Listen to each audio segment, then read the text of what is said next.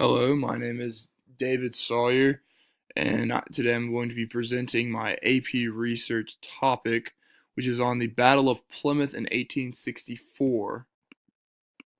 Some context on this battle is the Battle of Plymouth was fought from April 17th, 1864 to April 20th, 1864. The Confederate side was led by Major General Robert F. Hoke, who at the time was a brigadier general and achieved the rank of major general for this victory. Right here is a picture of Plymouth at the time of the war.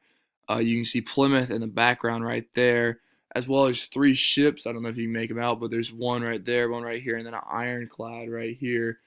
The one in the back is the USS Southfield, which was sunk by Captain Cook of the CSS Albemarle, the Confederate ironclad, and then right here is the USS Miami, which is fleeing from the battle.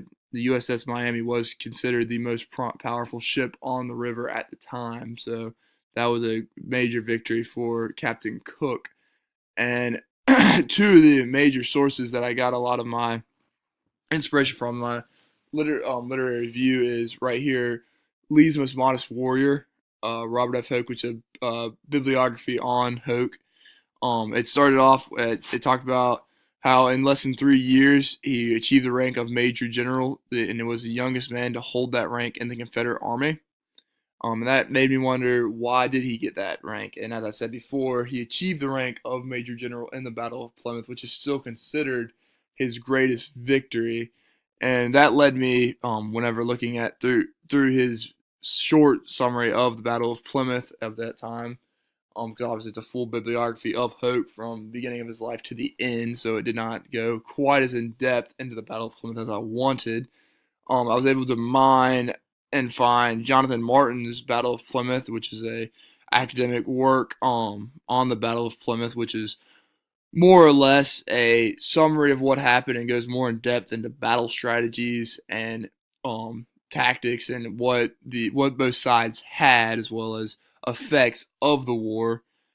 And one thing that was very interesting to me, which I learned, was that General Hoke had about 10,000 men, while the Union side, which was commanded by Henry W. Wessel, only had 3,000 men. However, even outnumbering Wessel 3-1, he still failed on multiple attempts to charge Plymouth, and only succeeded with the help of Captain Cook after he defeated the two prominent Union vessels and provided cover fire for his men. And that made me wonder, well, if he failed multiple times, and he also he also outnumbered those men. It didn't seem like quite the great victory that um, Daniel Barefoot described in his article, which he concluded near the end that he was considered a great general, where Jonathan Martin more or less concluded that Hoke did outnumber the men, and with New Bern still not being captured, was not the major victory. So I started to wonder, was Robert F. Hoke a Confederate Major General's victory at the Battle of Plymouth, an American Civil War battle fought in 1864, inflated to increase morale in the Confederate States? And does the historiography of Hoke display a change in public opinion of Hoke over time? I wanted to research historiography as well because during the time there can be a lot of bias in the way people report, obviously with the circumstances of the war, with Stonewall Jackson just dying and the Battle of Gettysburg just happened. There's a great need for a morale boost in the South. So you're going to see a lot of newspapers inflate this battle. So that's why I wanted to look at historiography, because through the eyes of looking at the past, there can be very much less bias. I can't say there's no bias, because there's obviously going to be some. You have to watch out for it, but there's going to be a lot less when looking at a textbook from the 1950s versus a newspaper or battle report from 1870 or even 1865, something like that. So I wanted to look at the change over time. Also, a lot of newspapers just really blew this battle up. I can almost describe it as some of the battles that Lee won, and just from and the way they described Hogue, they made him look like some war hero, which I did not see that at all in the battle summary. So I wanted to go more in depth into this. The way I'm going to do that is the same way that Daniel Barefoot and Jonathan Martin did as well. I'm going to be doing an evaluation study of academic literature on Hogue as well as historical research primary documents. Two of those that I definitely have enjoyed looking at and have gone fairly in depth is the Fayetteville Observer. Covered a newspaper covered the battle very heavily.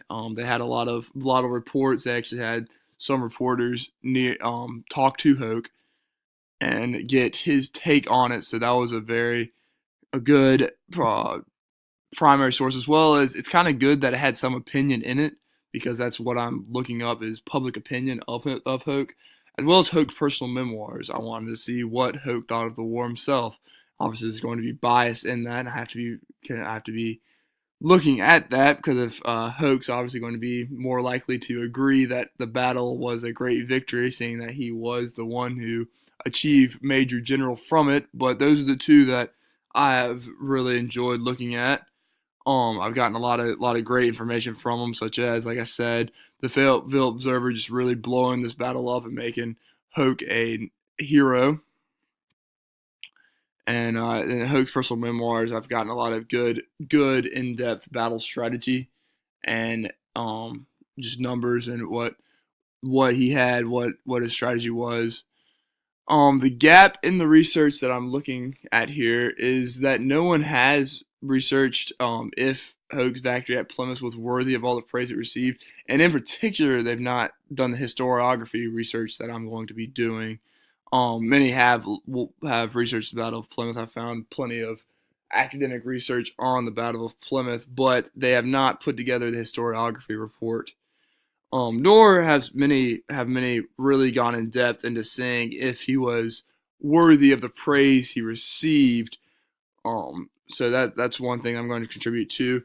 Also, I feel like this would be a very important contribution to North Carolina history, as General Robert F. Hoke is still the highest ranking military personnel to ever be born, North Carolina born person, as the highest military rank achieved of any person born in North Carolina.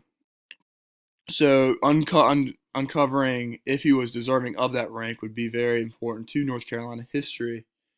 And that's all I have for you today. I hope you enjoy. I hope this paper goes well. I hope I can find a lot of stuff.